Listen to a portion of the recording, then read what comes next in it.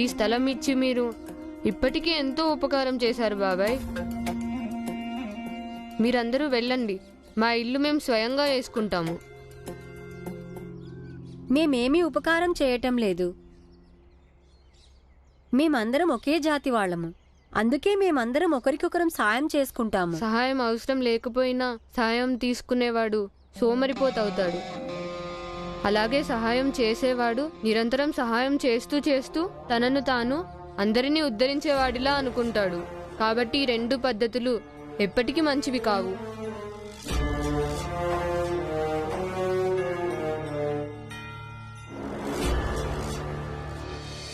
ఇక మీరు వెళ్ళండి, మా ఇల్లు మేము స్వయంగా చేసుకుంటాము. నాన్న ఈరోజు అమ్మ బతికుంటే గనక తను మనకి తప్పకుండా సహాయం చేసేది. కానీ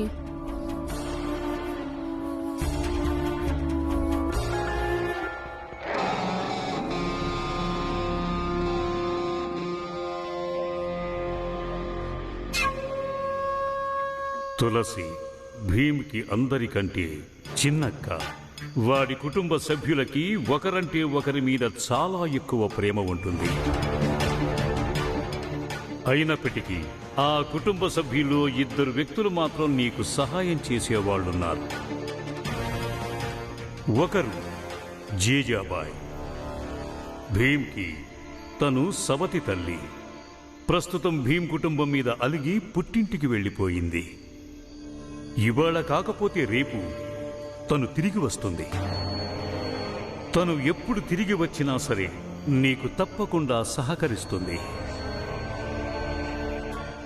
రెండోవాడు భీమ్కి అందరికంటే పెద్దనయ్య బాల. తనకి భీమ్ అంటే చాలా ప్రేమాభిమానాలున్నాయి. అయినా కూడా అప్పుడప్పుడు తప్పటడుగులు వేస్తూ ఉంటాడు. ఇక చాలా విషయాల్లో ఈ అన్నదమ్ముల మధ్య విభేదాలు కూడా ఉన్నాయి. అంటే ఇది తేలికైన విషయమేగా. అప్పుడప్పుడు విభేదించే వీళ్ళిద్దరినీ మనం శాశ్వతంగా విభేదించేలా చెయ్యాలి. నీ సంకల్పం ఇదే కావాలి గోపాల్. జీజాబాయిని బాలాని పూర్తి స్థాయిలో ఆ భీమరావుకి విరుద్ధంగా మార్చడం. ఇక ఆ తరువాత నువ్వొక నాటికి ఇది సాధించాలి. భీమరావు జాతి వాళ్ళు ఎవరైతే వాడిని విశ్వసిస్తారో వాళ్ళందరూ ఆ భీమరావుని వదిలి వెళ్ళాలి. ఇక అప్పుడు ఆ భీమరావు ఒంటరిగా ఏకాకవుతాడు. ఆ రోజు తప్పకుండా వస్తుంది స్వామీజీ.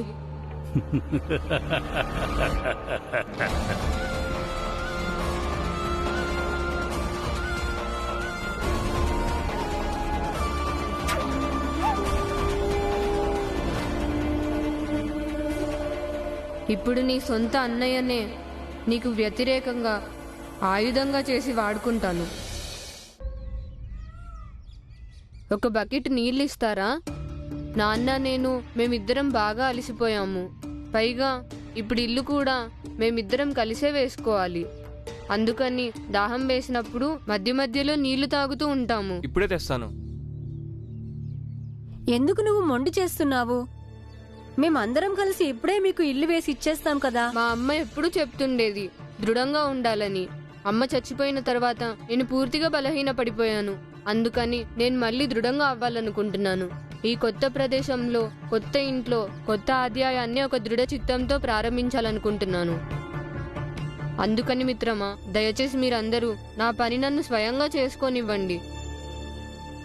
ఇక నువ్వు వెళ్ళు, నన్ను నా పని చేసుకోనివ్వు. ఈ అబ్బాయి చెప్పింది బానే ఉంది. వాళ్ళ ఇల్లు వాళ్ళనే సొంతంగా వేసుకొనివ్వండి. పదండి, మనందరం వెళదాం. పదండి పదండి. సరే, వేసుకో బాబు.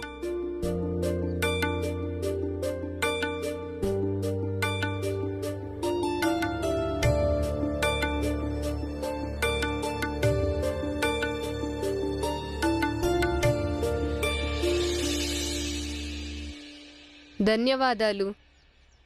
మీరు బాజా బాలా అన్నయ్య కదూ? మీరు బాజా చాలా బాగా వాయిస్తారని విన్నాను. నేనెంత బాగా వాయిస్తానో తెలియదు గాని వాయించడం అయితే వాయిస్తాను. అరే లేదు, మీరొకసారి మా ఊరొచ్చారు బాజా వాయించడానికి. మీరు వెళ్ళిపోయిన తర్వాత పిల్లలందరూ మిమ్మల్ని భలే పొగిడారు తెలుసా. చూడండి, నేను మిమ్మల్ని గుర్తుపట్టేశాను. చాలా సంతోషంగా ఉంది. ధన్యవాదాలు. భీంబాబు, వాళ్ళ పని వాళ్ళని చేసుకుని నేను కూడా పనికి వెళ్తున్నాను. పద ఆనందన్నయ్య.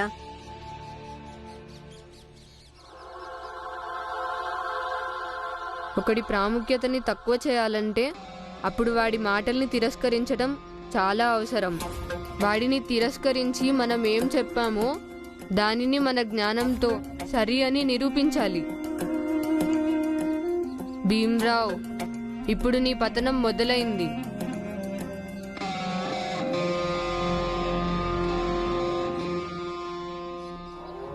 ఇది నీ మొదటి విజయం గోపాల్. ఈరోజు ఆ భీమరావు గారు ఆశించాడు అందరి చేత నీకు సహాయం చేయించడానికి, కానీ అందుకు వ్యతిరేకంగా జరిగింది. ఈరోజు నీ తర్కంతో ఏకీభవించి అందరూ మారు మాట్లాడకుండా తిరిగి వెళ్లిపోయారు. నీకు అభినందనలు. ధన్యవాదాలండి. కానీ నాన్న, అతని వాదన తప్పు. ఒకరికొకరు సహాయం చేసుకోవటం ద్వారానే మనం ముందుకు సాగుతాము. ఇంకా ఎప్పుడైనా ఒక వ్యక్తి శక్తి కంటే అనేక మంది కలిసినప్పుడే ఎక్కువ శక్తి ఉంటుంది. అందుకు ఎన్నో ఉదాహరణలున్నాయి. వదిలే భీమ్, వాళ్ళు ఇష్టం వచ్చినట్టు వాళ్ళని చేసుకొని. కానీ నాన్న, దీనివల్ల మన వాళ్ళలోకి తప్పుడు సందేశం వెళ్తుంది. ఒకవేళ రేపు ఎవరికైనా సహాయం అవసరమైతే అప్పుడు వాళ్ళు ఒకరికొకరు సహాయం చేసుకుంటారా? ఇంత చిన్న విషయాన్ని పెద్దగా ఆలోచించుకో. వెళ్ళు, మీ పని చేసుకోండి. జాగ్రత్తగా ఉండండి. పదండి శెట్టి గారు.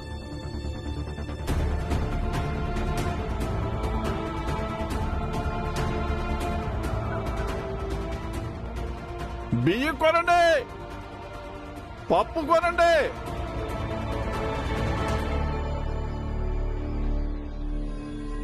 నువ్వు ఆ భీమరావుని స్పర్శించావు, అందుకు నువ్వు మైలబడ్డావు గోపాల్. ఆ జాతి వాళ్ళు ఎప్పుడైనా ఎవరైనా నిన్ను స్పృశించినా అప్పుడు నీకు శుద్ధీకరణం చేయాల్సి ఉంది. నువ్వు భీమ్తో చాలా చక్కగా వాదించావు. ఇప్పుడు భీమ్ మనసులో నువ్వు ముద్రించుకుపోయి ఉంటావు. ఇప్పుడు భీమ్ తన ఆలోచనలతో సతమతమైపోతూ ఉంటాడు. శభాష్ గోపాల్. ఎవరినైనా మానసిక రూపంలో ఇదే విధంగా బలహీనపరచాలి.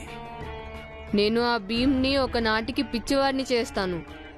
అప్పుడు మాత్రమే నా సంకల్పం పూర్తవుతుంది. ఇప్పుడిక రోజు శుద్ధీకరణ చేయాల్సి ఉంటుంది గోపాల్కి.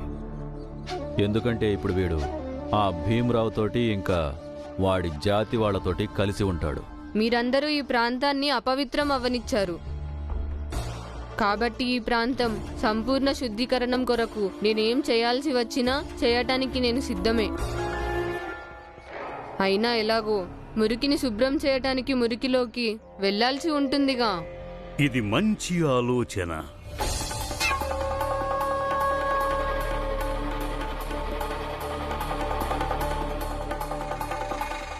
కానీ స్వామీజీ, ఇప్పుడు మనం చాలా అప్రమత్తంగా ఉండాల్సి ఉంటుంది.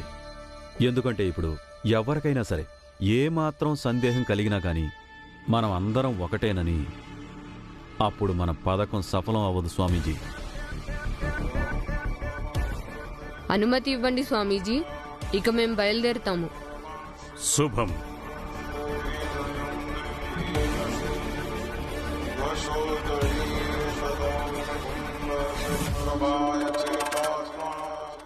ఇప్పుడు మన దాడి భీమరావు మీద కాదు, మన గోపాల్ మీద చేస్తాం. ఎవరి మీద దాడి జరుగుతుందో వాడే నాయకుడవుతాడు. ఇప్పుడు భీమ్ ప్రాముఖ్యత తగ్గిపోవాలంటే మనం ఇదే విధంగా ప్రవర్తించాల్సి ఉంటుంది. ఎలాగంటే భీమ్ ఉన్నా లేకపోయినా మనకు తేడాయే ఉండదని. బియ్యం కొనండి బాబు, బియ్యం కొనండమ్మా, పప్పు కొనండమ్మా. బియ్యం కొనండి, మంచి బియ్యం కొనండి. పప్పులు కొనండి బాబు, మంచి బియ్యం కొనండి బాబు. బియ్యం కొనండి. భీమ్, ఆగు కొంచెం ఆగు భీమ్. మనం కూడా అటువైపే వెళ్దాం. రామ్జీ ఎటువైపు వెళ్ళాడో అటు. కానీ ఎందుకు సేటు గారు? ఎందుకంటే మనం కూడా రామ్జీతో పాటే అమ్ముదాం. వాళ్ళు ఎటువైపు అయితే వెళ్లారో మనం కూడా అటువైపే వెళ్దాం. ఏంటి ఒకటే చోట ఇద్దరు సేట్ గారులు ఒకే రకం వస్తువులు అమ్ముతారా? అవును, ఎందుకంటే ఆ సరుకులు అమ్ముకోవడం కంటే ఎంతో ముఖ్యం మీ నాన్న రామ్జీ ఇంకా వాళ్ళ సేట్ బేరాలు తగ్గించాలంతే. మీరు చేసేది తప్పు సేటు గారు. ఇతరులకి చెడు చేయాలనుకుంటే మనకెప్పుడూ మంచి అనేది జరగదు. నువ్వు నీతులు చెప్పడం ఆపి నేనేం చెప్పానో అది చెయ్యి. పదండి. పప్పు కొనండి, బియ్యం కొనండి.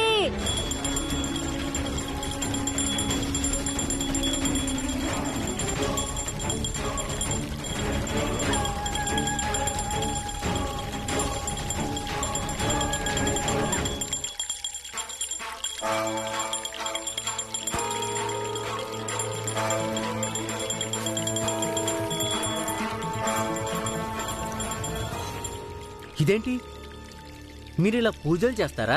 ఈ విధంగా పెద్ద జాతి వాళ్ళు మాత్రమే చేస్తారు కదా. పైగా వాళ్ళందరూ ఈ పూజలను అడ్డు పెట్టుకుని మమ్మల్ని దూరంగా పెట్టేశారు. ఈ పూజలు గీజలు మేము నమ్మము, ఎందుకంటే వీటి పట్ల మాకు నమ్మకం లేదు. చూడు గోపాల్, నా మాట విని మీరు కూడా ఈ పూజలు చేయకపోవడమే మంచిది. ఎందుకు చేయకూడదు బాబు? అసలు పూజలు చేస్తే తప్పేంటి? తప్పు ఉంది. ఈ విషయంలో అభ్యంతరం ఉంది.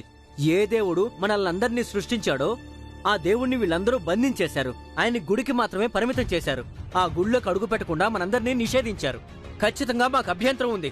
ఏ దేవుడు మనల్ని సృష్టించాడో ఆ దేవుడి పేరు చెప్పి వీళ్ళందరూ మనల్ని ద్వేషిస్తున్నారు. మనందరం తాకినంత మాత్రాన వీళ్ళ ఆలోచనలు, వీళ్ళ దేవుడు అపవిత్రమైపోతారంట. అంతేకాదు, వాళ్ళందరి అభిప్రాయం ఏంటంటే దేవుళ్లను పూజించే అధికారం కేవలం వాళ్ళకు మాత్రమే ఉందంట. సంస్కృతం ఇంకా ధర్మ గ్రంథాలను చదివే అధికారం కేవలం వాళ్ళకు మాత్రమే ఉన్నాయంట. మనకు అసలు అది తెలుసుకునే హక్కు కూడా లేదంట. అసలు ఇంతకీ ఆ ధర్మ గ్రంథాలలో వాస్తవంగా ఏం రాసుంది?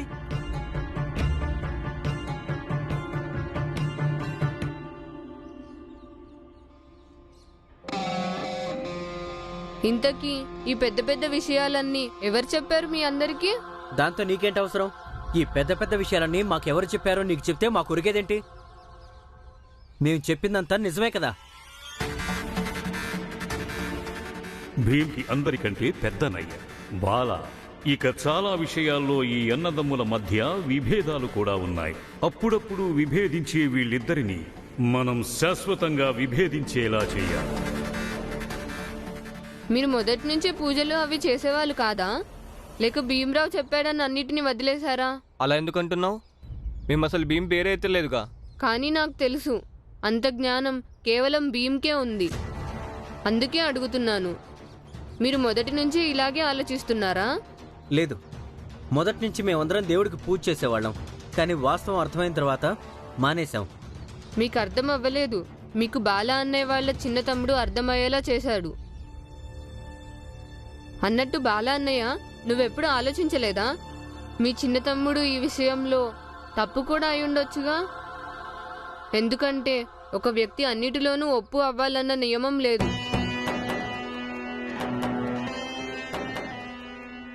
ఒకవేళ భీమ్ తప్పు కాకపోవచ్చు, అయినా కూడా ఈ విషయం తప్పు అని నా అభిప్రాయం. ఇతరుల విలువలో మన విలువను సరిపోల్చడం సరైన పని కాదు. అదీ కాక మన విలువ మనకుంటుంది, అలాగే వాళ్ళ విలువ వాళ్ళకుంటుంది. సరే, మీరు ఈ పూజలు అవి నమ్మొద్దు. కానీ దేవుడి పేరుతో ఏదైతే మీ పట్ల మా పట్ల అన్యాయం జరుగుతుందో అది స్వయంగా దేవుడు చేయడు. అందుకని పూజలు చేయటంలో తప్పు ఏమీ లేదు. నేను చిన్నప్పటి నుంచి మా అమ్మతో ఇలాగే పూజ చేసేవాడిని. అమ్మ చెప్పేది పూజ వల్ల అమ్మకి మనశ్శాంతి కలుగుతుందని. తర్వాత పోను పోను నాకు కూడా మనశ్శాంతి అనుభూతి కలగటం మొదలైంది. మీరు కూడా చేయండి. అప్పుడు ఏదో ఒక రోజు మీ అందరికీ కూడా మనశ్శాంతి కలగటం మొదలవుతుంది. అలాగే నేను అనుకోవటం ఏంటంటే, అది మీ తమ్ముడు భీమరావుకి పూజలు చేయకపోతే మనశ్శాంతిగా ఉంటుందేమో. అలాగే ఇలా కూడా అవ్వచ్చు, నీకు పూజలు చేయటం వల్ల మనశ్శాంతి కలగొచ్చు. పూజలు చేసుకోవాలని మీకు అంత కోరికగా ఉంటే మరి మీరు గుళ్ళోకెళ్ళి చేసుకోవచ్చు కదా. ఇప్పుడు ఈ నియమం ఎవరు పెట్టారు? పూజ అనేది గుడి లోపలికి మాత్రమే వెళ్లి చేయాల్సి ఉంటుందని. మీరు ఇంట్లో ఉండే చేసుకోండి. లేదు, మనం కూడా ఈ సమాజంలో భాగమే కాబట్టి మనకు కూడా ఈ విషయంలో హక్కుండి తీరాలి. మనం కూడా ఎంచక్క గుళ్ళలోకి వెళ్ళి పూజలు చేసుకోవాలి. ఇది మీకు భీమరావు చెప్పాడా? అవును, కానీ ఇదేమీ తప్పు కాదే. అవును, మాకు కూడా దేవుడంటే నమ్మకం ఉంది.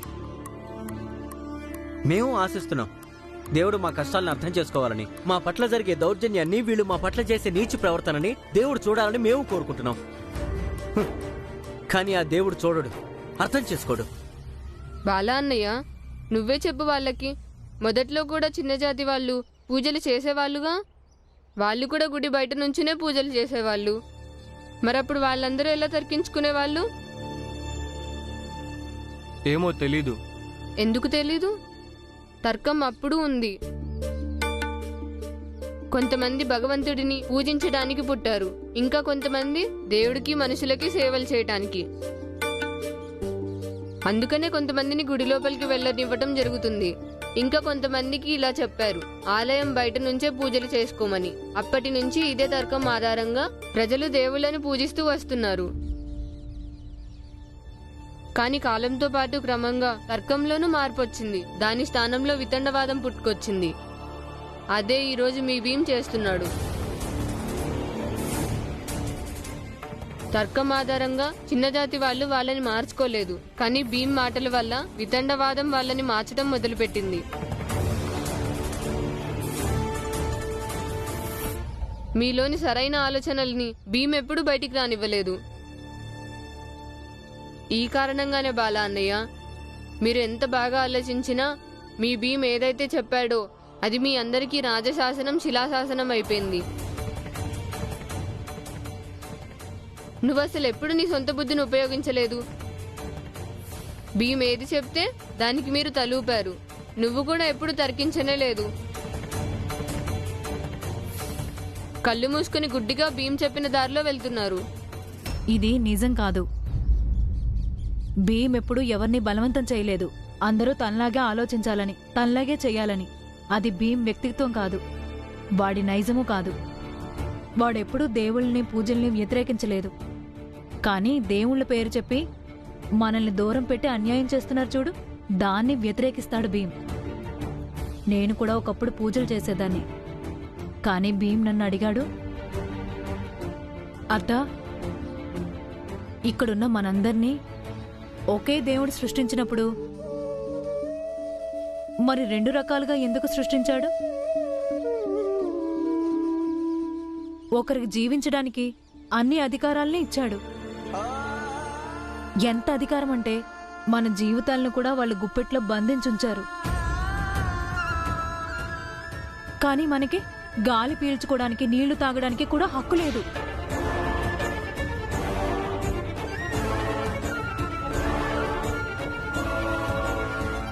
భీమ్ మాటలు విన్న తర్వాత నేను పూజలు చేయడం పూర్తిగా మానేశాను. ఎందుకంటే నేను కూడా ఆలోచించాను, ఈ పూజలు చేసేది దేవుడికి ధన్యవాదాలు చెప్పడానికి. ధన్యవాదాలు ఎందుకంటే భగవంతుడు మనకి జీవితం ఇచ్చినందుకు. ఇంకా పూజలు ఎందుకంటే మన జీవితాల్ని ఎప్పుడూ సుఖ సంతోషాలతో ఉంచాలని. కానీ మేము ఏ విషయంలో ధన్యవాదాలు చెప్పాలి? ఈ హీనమైన బ్రతుకు బతుకుతున్నందుక? మేము ఎన్నో ఏళ్లుగా దేవుణ్ణి ప్రార్థిస్తున్నాము, కానీ ఏం లాభం? ఏమైనా మారిందా? ఎలాంటి మార్పు లేదు. ఈ అన్యాయాలు ఇలాగే జరుగుతూనే ఉన్నాయి. నేనెప్పుడైతే పూజలు చేసేదాన్నో అప్పుడు మేము హీనమైన బ్రతుకులే బతుకుతూ ఉన్నాము.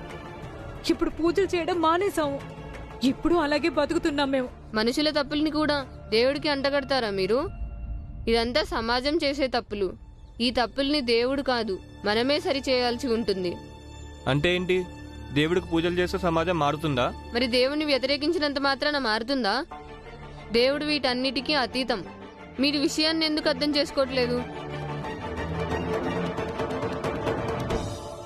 బియ్యం కొనండి బాబు, పప్పులు కొనండి బాబు. మంచి బియ్యం, నాణ్యమైన బియ్యం, నాణ్యమైన పప్పులు కొనండి. రండి బాబు రండి. నాణ్యమైన బియ్యం, నాణ్యమైన పప్పులు, నాణ్యమైన సరుకులు. బియ్యం కొనండి. బియ్యం పప్పులు కొనండి. బియ్యం కొనండి. పప్పు కొనండి. రండి బాబు రండి.